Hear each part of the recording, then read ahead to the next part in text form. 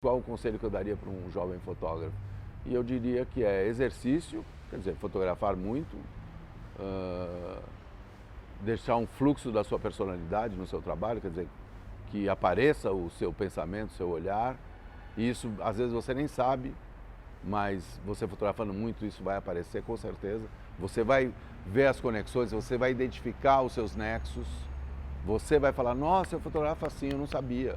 Porque tem um processo inconsciente, né, nesse trabalho, que você, colocação da câmera, como você olha, como você fala, como você dirige, é uma coisa única, singular, só você tem.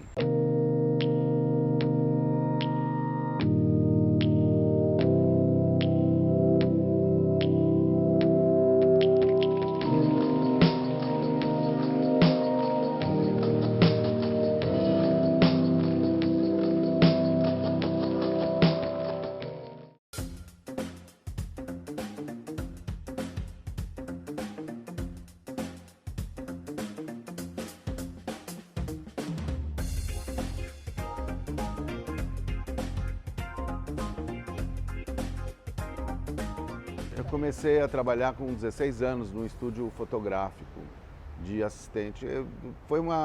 Na verdade, foi uma contingência, não foi uma convicção, não foi uma vocação. Eu não fui vocacionado para ser fotógrafo. Meu pai morreu e eu tive que trabalhar. Eu não sabia muito se eu queria ser fotógrafo. Demorei muitos anos para decidir ser fotógrafo.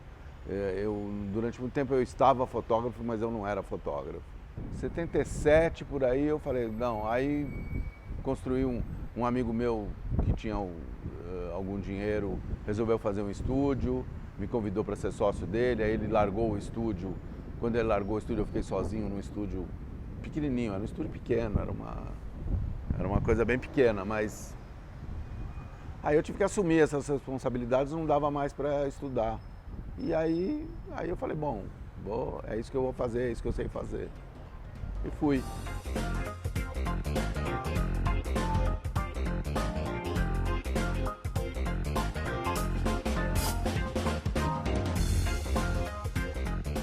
Eu vivo em trânsito por várias disciplinas da fotografia e sou muito frequente em todas elas. Então eu transito por todos esses... E eu tenho essa personalidade múltipla, eu quis sempre fazer muitas coisas e tal. E a fotografia de moda eu gostava do jeito como ela era publicada. Eram 10 páginas na revista, a revista era bem impressa. Eu falei assim, eu quero assim, gente é para brilhar, não para morrer de fome, daquela música do Caetano. Então eu queria assim, ser bem representado. O fotojornalista, em geral, o texto precedia a foto, o cara sempre era jogado para escanteio. Eu queria uma coisa em que... E as revistas de moda são muito generosas nisso, precisam ser e tal. E eu resolvi ser fotógrafo de moda quando eu já tinha mais de 10 anos de carreira. Aí fui embora do Brasil, decidi morar fora, que eu queria trabalhar porque eu, como fotógrafo de moda, não tinha nenhum tipo de experiência. Aí eu falei, eu preciso aprender. E fui para os Estados Unidos tentar a vida como assistente. Então eu não queria fotografar, nem câmera eu levei. Falei, eu não quero fotografar, eu quero trabalhar para alguém. Quero servir a um grande fotógrafo. Cheguei na Hollywood da fotografia. Depois desse período, isso foi nos anos 80 já, quer dizer, eu já tinha mais de 10 anos de carreira. Voltei para o Brasil e aí iniciei o que eu considero esse período que vem até hoje, que foi aí, eu não parei. Um pouco pela experiência que eu tive com ele, foi um aprendizado muito importante. Um pouco porque eu também fiquei mais forte, né? Fiquei mais com uma autoestima maior, então eu pude começar impondo isso que ela tinha me falado no começo da personalidade, eu fui impondo mais a minha personalidade.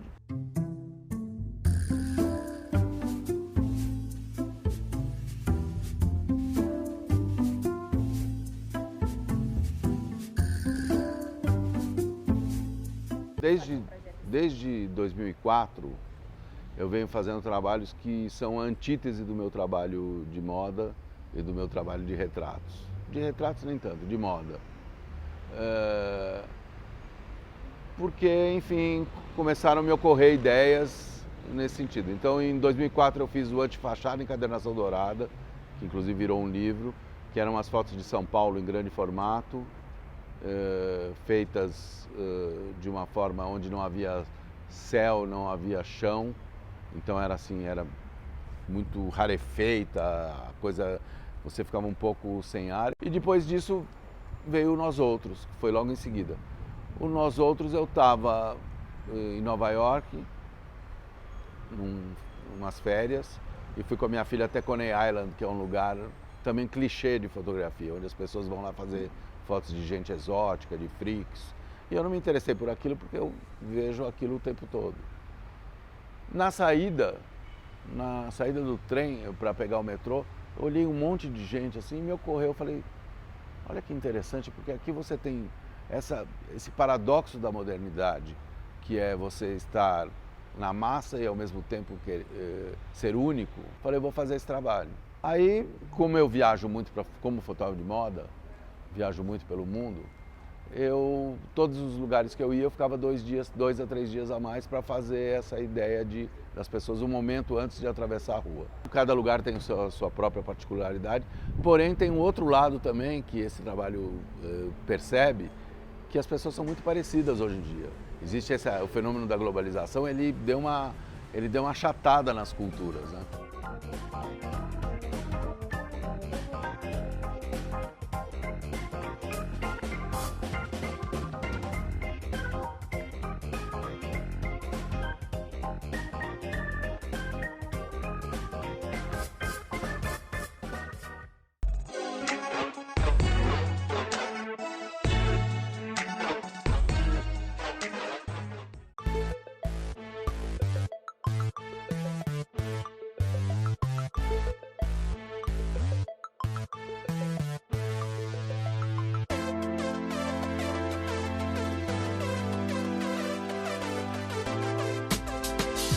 Vejo a exposição no sentido de produzir imagens, uma forma de trazer as tecnologias que a gente vem desenvolvendo para poder criar novas narrativas, novas formas de nos comunicarmos mesmo, de estar no mundo.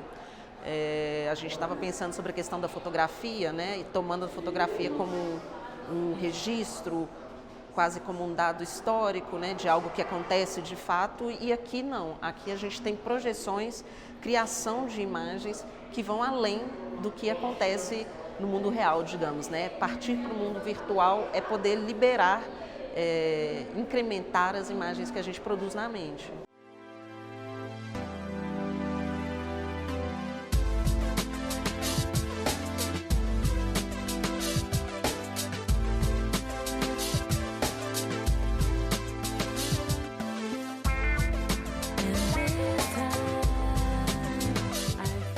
Renascimento para cá, a gente passa a ter um estilo de representação de imagens específico, que tem a ver com um ponto de vista ideológico específico, que é a perspectiva artificial, que é como se estivesse simulando o nosso olho, né? A pintura do Renascimento, Michelangelo, Leonardo, todos eles tentam reproduzir como se fosse uma maneira igual a que o olho vê a cena, né? Mas a gente sabe que essa perspectiva é artificial.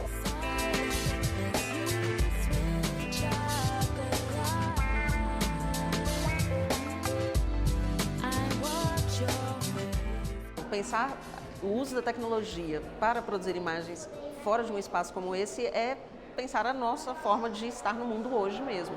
Porque quando eu penso que as pessoas hoje elas têm um smartphone, né, um aparelho que permite fazer registros instantâneos e números, né, então eu passo a ler o mundo para além do meu próprio campo de visão. Eu posso trazer e receber imagens de qualquer lugar, em qualquer tempo.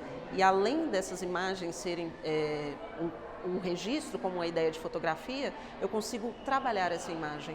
Então eu trabalho com filtros, eu trabalho com memes, eu dou uma nova roupagem para a fotografia, que é o início, né? Se a gente parte desse pressuposto de que hoje a gente altera a realidade, a gente também acredita que em algum momento houve algum tipo de imagem que fosse exatamente igual à realidade. Sendo que a gente sabe que as imagens são cópias da realidade, elas são reapresentações do real. Então, nesse sentido, eu acredito que sempre houve uma construção. O que a gente tem é, no início da fotografia, uma crença e uma vontade de usar a fotografia para captar o instante. né? Como se estivesse captando o movimento, mas sem que a gente possa reproduzir a duração do movimento, mas a impressão do movimento está lá dentro. Então a ideia do instante, né? Esse instante fugidio, apreendido por um fotograma, como se fosse destacar o real e imobilizá-lo para sempre, né? Isso é uma questão que a fotografia perseguia. Não tem como negar que hoje nós estamos em mais de um espaço ao mesmo tempo. Eu estou aqui com você agora, eu estou me comunicando com alguém pelo WhatsApp, recebendo uma foto. Então, eu estou em mais de um lugar ao mesmo tempo. E isso também é real. Então, a realidade virtual, no sentido de não ser fato, ela deixa de existir. Tudo é uma grande realidade só. E perceber esse trânsito é que é o bacana. Assim.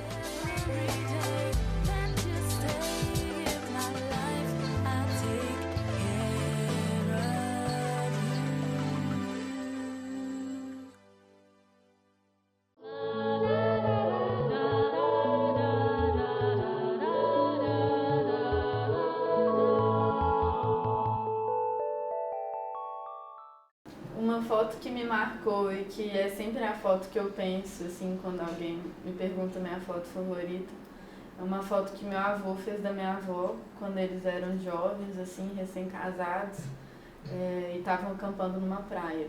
Eu gosto muito dessa foto por causa do olhar da minha avó para o meu avô. Na minha opinião, parece uma foto de um fotógrafo profissional.